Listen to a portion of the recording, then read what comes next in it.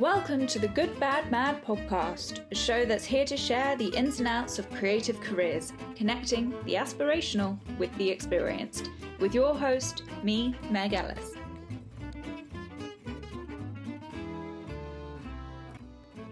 My guest for this episode is the astonishing Kerry Ellis. She's an actress and phenomenal singer, best known for her musical theatre roles such as Wicked's Elphaba and Eliza Doolittle. I really hope you enjoy it. Kerry, hi. Hey Meg, how you doing? I'm good. How are you? I'm good, thank you. Well, thank you so much for taking the time. I'm so excited to talk to you. Pleasure. It's my pleasure. I know how important these things are. I've started up my own podcast in this time, so I know how important it is getting people on. So I get it. So our purpose, really, at the Good Bad Mad is to facilitate that information between experienced creative professionals and newbie young starters who are trying to get the answers to some questions. And personally, I just think creative mentorship is a rarity. Yeah, absolutely. So musical theatre, I guess, is going to be our topic today, because I mean, you are the famous Elphaba, really. And I'll say straight out, Wicked is my favourite musical, and I'm pretty damn sure it was you I saw back in 2007, 2008. Could have when I first saw it. When I was there, so yeah, you very much could have seen me. And it is my favourite. I've seen it so many times. But I'm a proper musical get-up. So I want to know all the ins and the outs of what it takes to be a musical theatre star, really. Well, that's a big question, really. I mean, for me, it's about the longevity, really, and about I've been really fortunate to do lots of different shows and lots of different musicals, but for me, it's not just about doing shows and just going, right, I just want to be in musicals. That's my path, because I think the arts is so much more than that. And I think you have to be open to so much more than that, because not only does the right show have to be available, you have to be exactly that right person for that show. You have to line up with everybody else. You have to be available. There's a lot of factors that the show has to come around to start with. There's a lot of factors that come in. So for me, it's about variety and about keeping myself interested in what I'm doing. And I love that it's always different. I love that there's always a different challenge. And when the phone rings, it's like, oh, well, maybe I'm going to go and try and do this today. That's great. And I like that you never quite know what's going to happen. And I've spent 20 plus years doing just that. And I think that's what has been exciting and has been, I don't know why it's kept going. I think more than anything is variety. Where did you start out? When did you first think, oh, musical theatre or theatre in general is the thing that I want to do?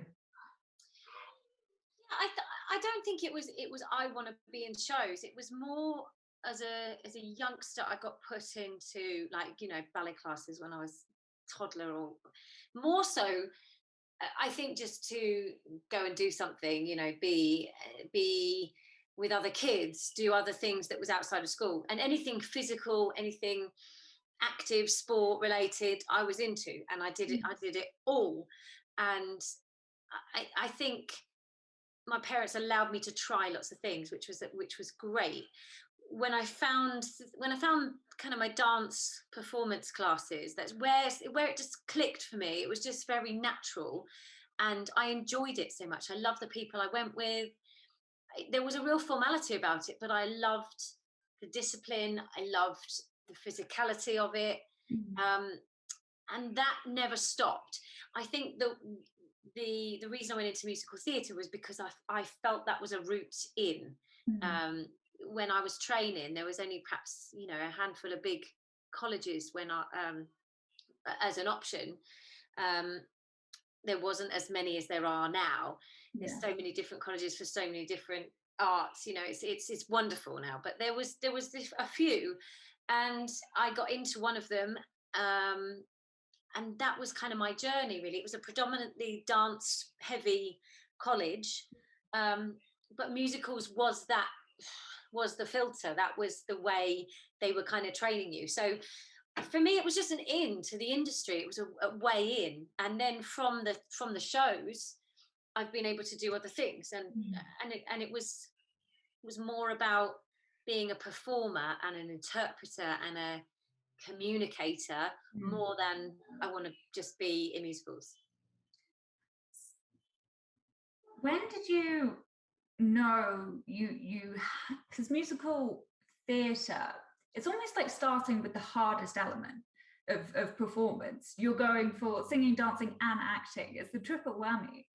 So, like, when did you think, okay, I know I can dance, I clearly got the pipes, why did you go for that element more so than, say, a traditional acting school? Because it wasn't an option for me. I grew up in a very small town, very small village, and my dance teacher went to the college that I went to. My parents were incredibly supportive, but they didn't know about the industry. My mum was a social worker, my dad was a policeman, and they suddenly had this daughter that wanted to be a performer and sing and dance, and they didn't know how that happens. So my dance teacher at the time had gone to Lane Theatre Arts, which is where I went.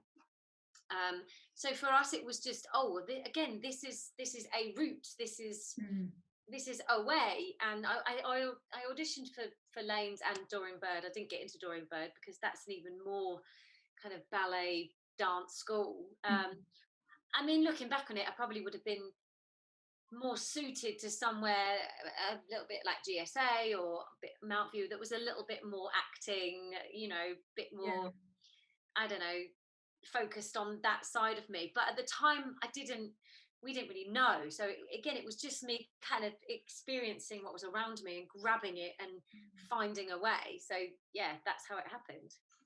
And those first few years coming out of school and into the career as opposed to the training, what were they like for you?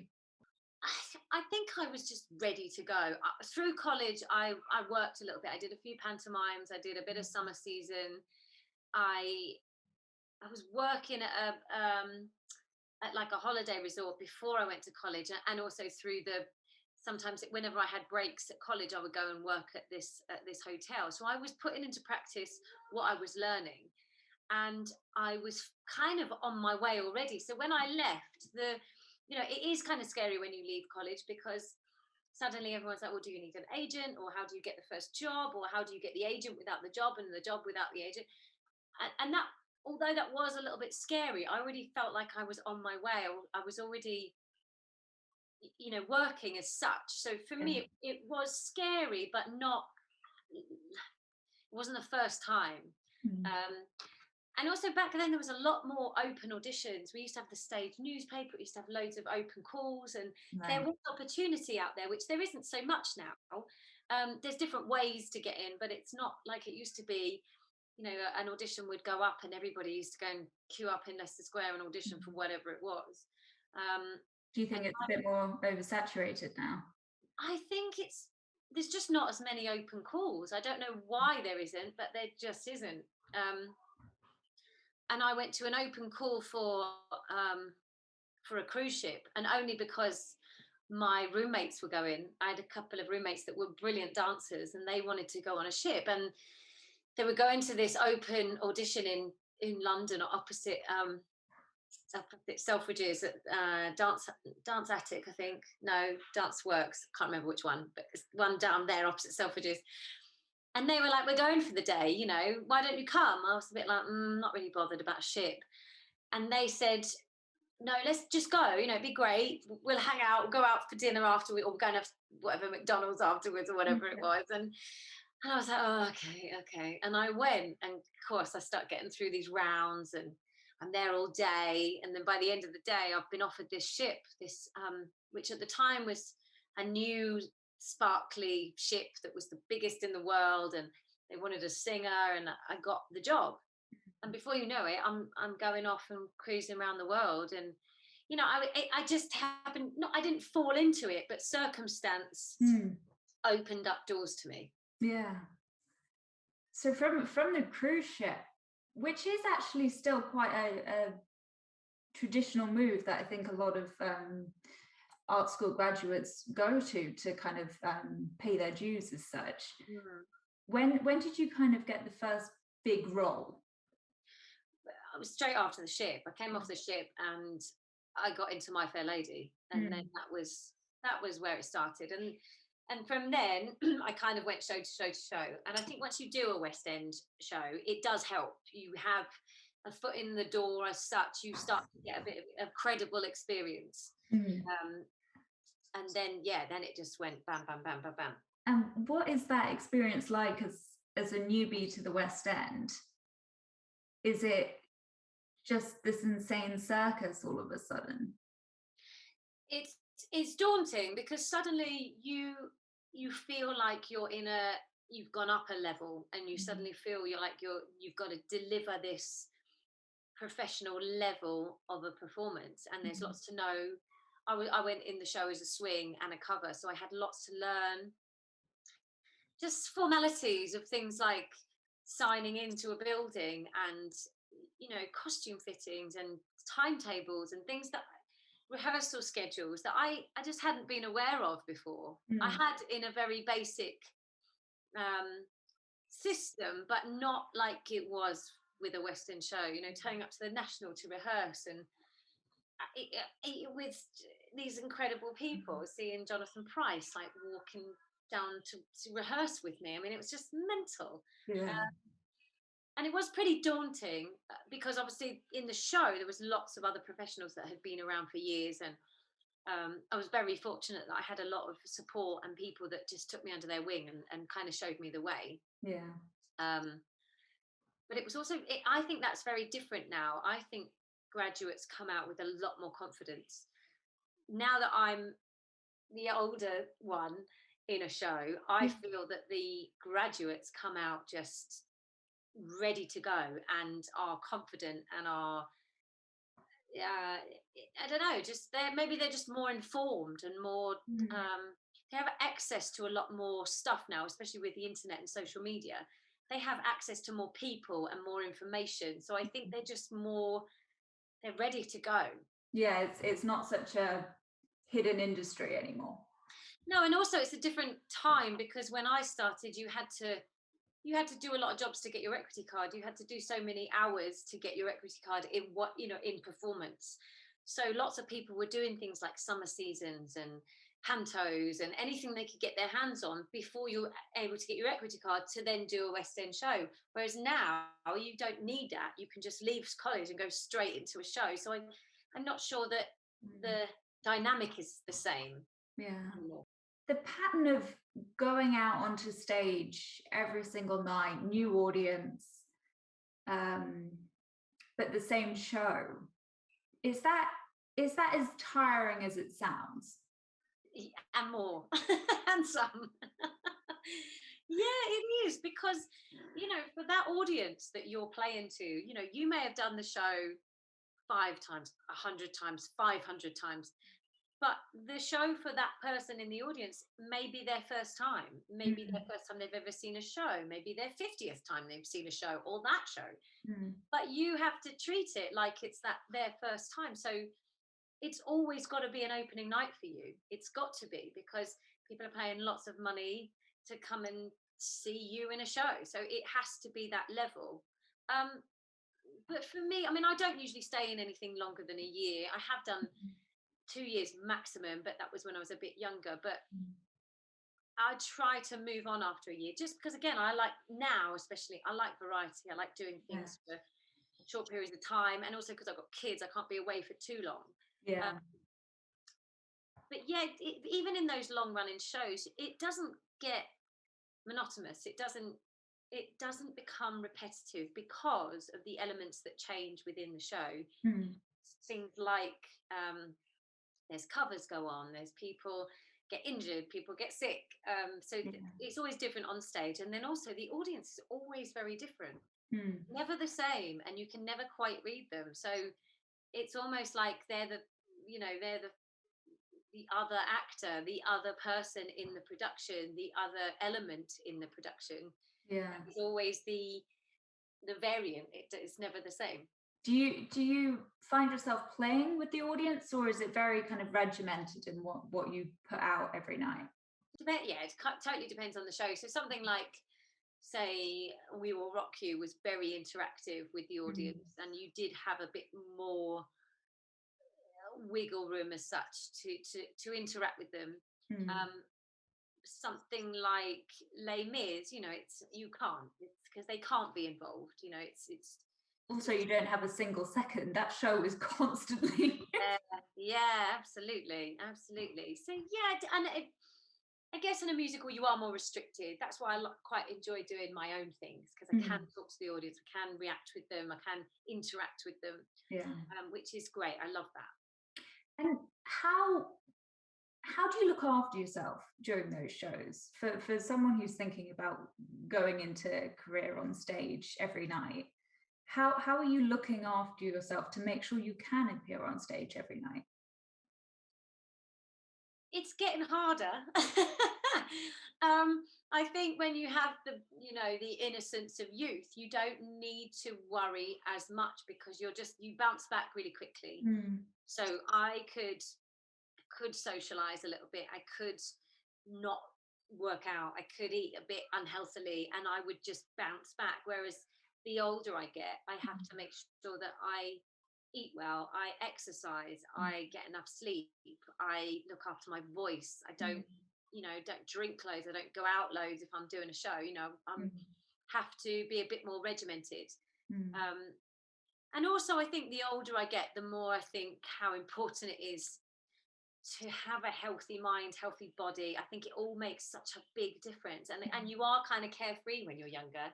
It's not as important because you feel a little bit more invincible. But I think if you start putting those elements in earlier, you'll reap the benefits a lot later. In late years I've found things like yoga, and I love going out on my bike, I'm kind of a vegetarian now, so it's those kind of things give me a much healthier lifestyle, and I think that aids your work, your job. Theatre, but in particular musical theatre, I find has a bit of a reputation for being quite ruthless. Yeah, it can be. I think it's because essentially you're competing the whole time. You're competing for jobs. You have to be on your A game all the time, because you've got to deliver. You've got to deliver this performance every time, or you've got to turn up to an audition and you've got to deliver. You might have a casting like in 24 hours, and you've got to learn those scripts, and you've got to go and do a self-tape. There's a lot of pressure, and it can be ruthless, because it's not personal, but it can seem personal. Because we're being judged on us. We are our product. So I think how I try and do it is separate the me as a performer product is not me as a mum, as a wife, as a daughter. It's not the same thing. So when I don't get a job, me as Kerry Ellis the performer, that's okay, because that's a product, that's a work thing, and I can separate that to, if someone's telling you no, or you're not right, or you're not good enough, or you don't fit the bill, and it's you as your person, that's quite hard to handle. But for me, I think of them as two different things, and it helps, and it also helps that you just have to separate that. It's not because of you as your talent or as a person. It's just because you don't fit. You don't make that particular show what they want, and that's okay. With this kind of competitive spirit, I mean, it's not just theatre; it's film and everything else as well. But do you find it hard to build a kind of community with that spirit, or do you find different ways to kind of help support each other and lift each other up? If anything, it's an amazing community, and that's been really powerful through lockdown. I think everybody has come together, and there is a real sense of family, and it is unconventional. You don't get on with everybody, you don't love everybody, but you feel related to them in a certain way, or connected to them in a certain way. And I've noticed that a lot with doing my podcast and reaching out to various people and saying, look, I know I get it, you're really busy, I know you're at home, you're schooling, you're trying to do your thing, but will you come and talk to me? And it's been amazing, the response from, yes, I do have connections with most of them, not all, but it's been amazing how they pick up the phone and go, oh my God, of course, there's a real community to help each other. Denise Van Outen is a classic, just to point out one person. She's fantastic. And I remember in the last few weeks, I've had conversations with Denise because we were connecting about something else. And I don't see her very often at all. But literally, you pick up the phone or you send a message and they get back to you with a response, and there's an instant connection, and they're like distant relatives. I had the same thing from Ruthie Henshaw the other day. We connected over something else, and I haven't seen Ruthie in forever, but there is a sense of community, and I think that lockdown has definitely has definitely elevated it because of the difficult situation that we've all been in. Yeah, 100%. I agree. I if anything, I've seen lots of people who work in the behind the scenes of theatre connecting for the first time. Really, it's not only do they have these kind of shared experiences where they can relate to that, but they've actually started conversing with each other properly about issues and good things and bad things and like all these things, and then suddenly you have this amazing community ready to fight for each other and support each other. Yeah, and it's been really lovely as well to see the people that do have a voice and that do, people like, I remember Michael Ball shouting out about, all the crew, all the people that you don't see, all the backstage, all the wigs, the hair, the makeup, the front of house, the people that you don't see and that don't have platforms. And that's been really great as well, seeing the community come together to shout for other people. That's been really powerful. To talk about Wicked for a little bit, what was it like to take on that role? I didn't know how big it was. I think when I went for the auditions, the show wasn't here. We didn't know about it. We didn't really have YouTube as such. We were getting it, but it was kind of slow. So I couldn't access it. I hadn't seen it. I hadn't flown to New York and seen it. I had the cast album, which doesn't even have the whole show on it. So from the cast album, I was like, oh, it's a pretty big sing. That's a lot of big songs. But that's as far as I thought. It didn't cross my mind really. Will I be able to do this? It was just a matter of I'm going to audition and see what happens, and great. And then when I got it, it didn't cross my mind how big the role is. It wasn't until I started to get into not even the rehearsals. It wasn't till I started to run the show, like as in I opened the show, that I started to understand how big it was and how much pressure it was and how difficult it was going to be to navigate. And was there any hesitation when they said, we're going to paint you green every night? That wasn't really an issue for me. I mean, it didn't wreak havoc on your skin? No, it did. I mean, I'm pretty fortunate that I'm pretty robust, and it didn't affect me. Okay, that makes me quite angry, because for a tiny show I did at school one time, they made me paint my face red for this show, but they didn't have any red face paint, so they put red lipstick all over my face, and I was red for a week. But that's, it's about the right makeup. I mean, we were lucky. We were sponsored by MAC. MAC created the green. It was like a poster paint. It was very, very easy, very good. So, we were lucky. I'll tell you what makeup's harder is Cat's makeup. because it's oil based, it's greasy. But the wicked makeup is actually all right. Did you quite enjoy it? Was it just your hands and your neck and your face? Yeah, it's kind of up to about here. It's like right down over your back, and then right into your hairline. I mean, the hairline halo isn't great. Yeah. That's not ideal, because I was the first blonde to play the role. So in America, they'd had lots of dark-haired girls play it. So I don't think they were quite ready, and I had literally this green halo, which was awful. The question I most wanted to ask you is that big song right before the interval, Defying Gravity. What does that feel like? Like you're suspended in midair. I suspect getting an enormous wedgie while singing. But what does that feel like? It depends on the day, if I'm honest. It depends on a lot of factors. Generally, incredible. I mean, it's the climax, it's a climax of the show. It's what people are waiting for. There's a lot of expectation with it. They're waiting for you to fly. They're waiting for you to sing those they're waiting for that. They're waiting for the next bit of the story. There's lots of pressure on that moment. And plus the fact you've sung 5 or 6 songs and you've still got to sing another 5 or 6 songs. So, but it is elation. It's absolutely complete and utter elation, because you feel the energy from the audience. You feel that kind of excitement, and that kind of, you kind of hear everybody take a breath. It is electric.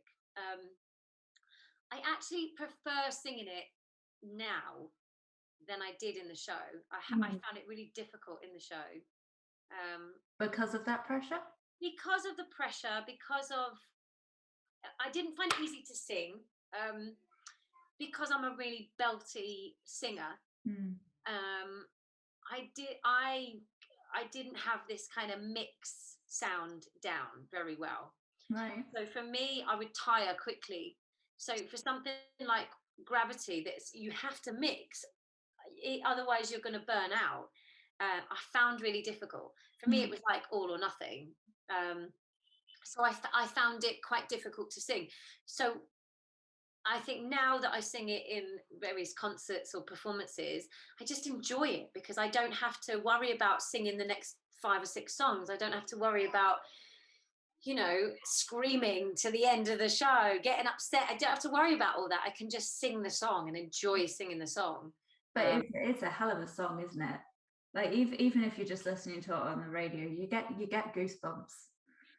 Yeah, and it's just the thing about the show is it's not just that song. It's Wizard and I, it's Loathing, it's No Good Deed. That's my favorite. No Good Deed is my favorite. It keeps coming. They keep coming at you, and they're all amazingly brilliant songs, and you want to do them all justice. And some days you can, some days you can't.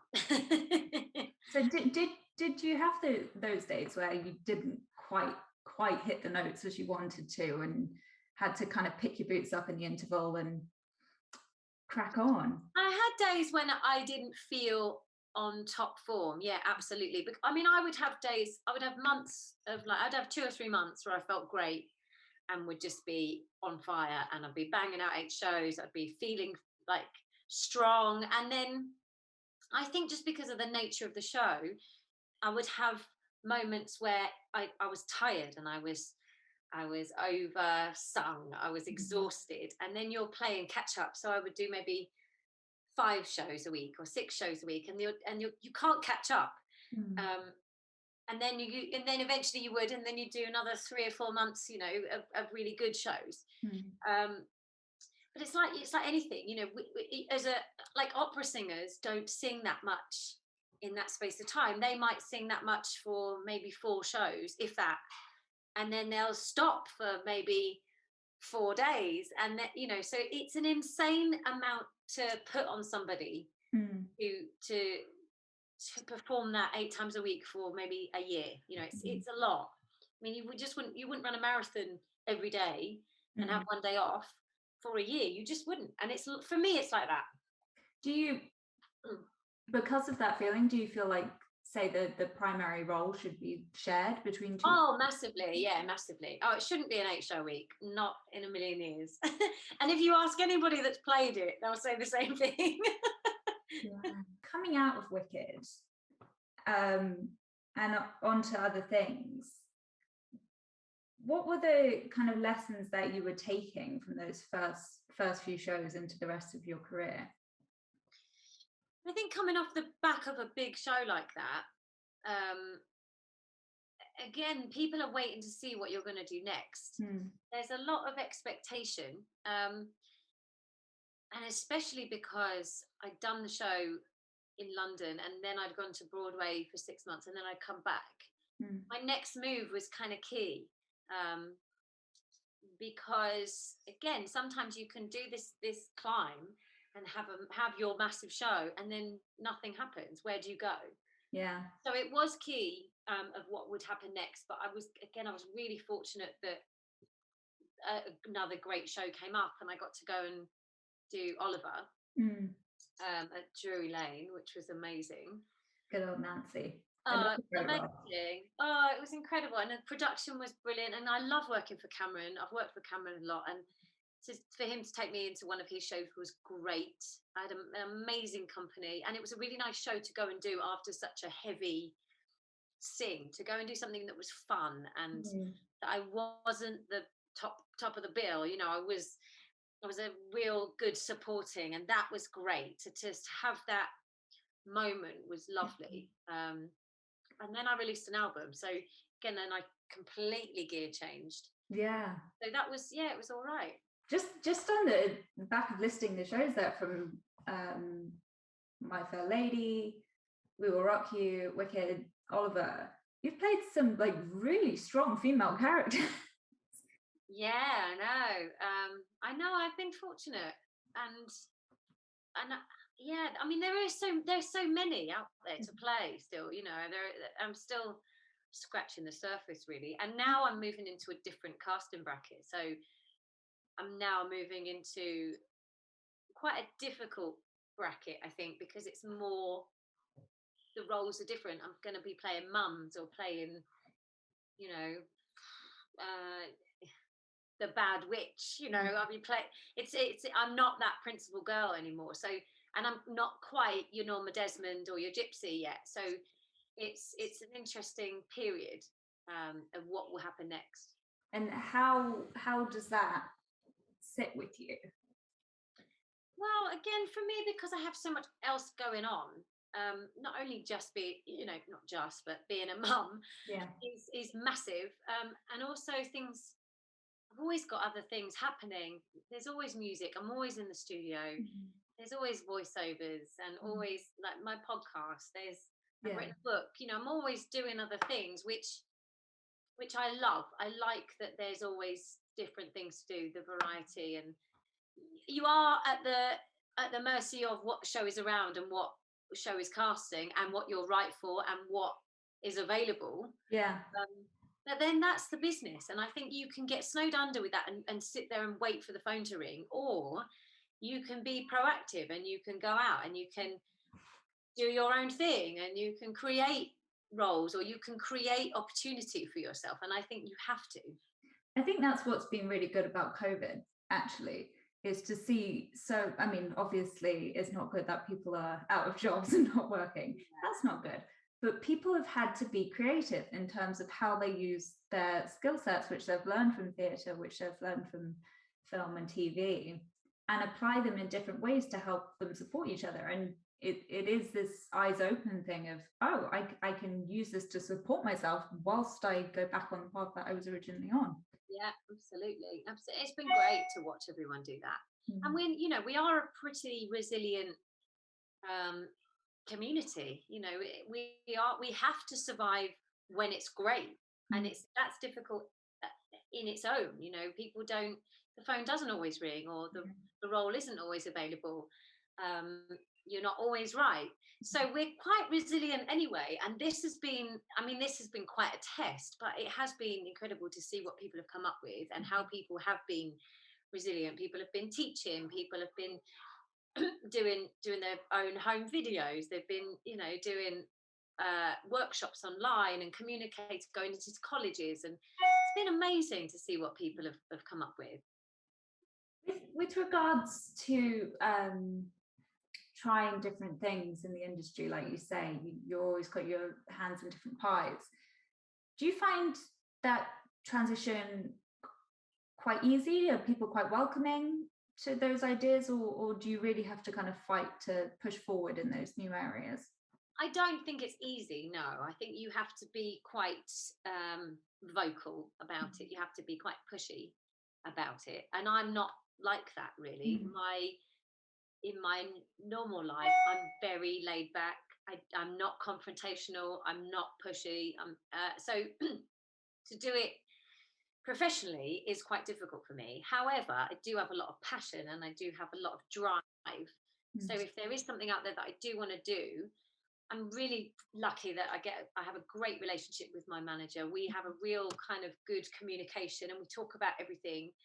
And he's really honest with me. And I think the older I get, the more I need that in my life, as opposed to someone's going to just drive for me. I need that conversation. I need that honesty of, let's give it a go. I want to try this. And he'll be like, great, let's try, let's give it a go. He tries to facilitate what I want to do. But he's also honest with me. He's also like, well, I'm not sure that's your thing, or what do you think about this? We have a great dialogue, and that's really important to me the older I get. When you are first approached about a role, what are the things that you're looking for? Is it a good script, good songs, all the above? Does one kind of take precedence over the other? I think you get a vibe about things, and it's usually about the people, if I'm honest. It's about, if I get a good vibe from the email or the phone call or the people and how they interact, or how they come to us, if you like, that's what's more important to me. Because again, the older I get, the more precious the time is. And I want to go and spend time with nice people doing something nice. And yes, I want to do a great project, but if you're surrounded by good people, you're going to have an amazing time and the project will be great. So that's more important to me than anything else. What's your favorite part of the process? Is it the rehearsals, the opening night, once you're in the show? The rehearsals, I think. Because it's when you get to hang out, it's when you get to play, it's when you get to discover, it's when you get to be vulnerable. That is fun for me. I enjoy that. Once the show is up, it's then you're handing over the show to the audience. It's not your show anymore. While you're in the rehearsal room, it's just the show for you guys, and that's the only time it happens. To surmise your career so far, what are the good, bad, and mad things about what you do? The good thing, I mean, there's a lot of good things for me. The good things are, I love my job. I love what I do. I love that I get to perform and be creative and work with amazing people and do a job that I love. The bad things are, it's difficult to have a work-life balance with something that you're passionate about. It's difficult to not let it take over. And I guess the bad thing is that it takes me away from my family sometimes. Not all the time, but it does sometimes. So that's difficult. And to get that work-life balance, I don't know if anyone gets it right. Do the kids get to come to the shows? Did they like? Yeah, I mean, they toured with me when they were babies, and I worked right through my pregnancies, and they used to come with me a lot. Obviously, now they're at school, it's a lot harder for me to kind of, put them in their car seats and just take them with me. That's hard. So I get the separation a lot more now, which is difficult, but it's better for them because they're getting older. And the mad things are, again, that I could be sat here today, talking to you, and then tomorrow I could be, in a usual life, I could be going out and performing in front of thousands, or I could be on television performing in front of millions, or the madness is how different the days are. But that's what I love about it. I love that it's mad. I love that it's not straightforward. It's unconventional. It's different. It's weird and wonderful. And that's why we do it. That is exactly why we do it. Kerry, thank you so much. You're an absolute superstar. Welcome. Thanks so much. It's been lovely to talk to you. This is wonderful. I can't wait to hear it. Thank you for listening to this episode of the Good Bad Mad podcast. Please subscribe to check out the next episode, or leave a review if you liked it. You can find us on Instagram at goodbadmad or at goodbadmad.com for additional resources and information. See you next time.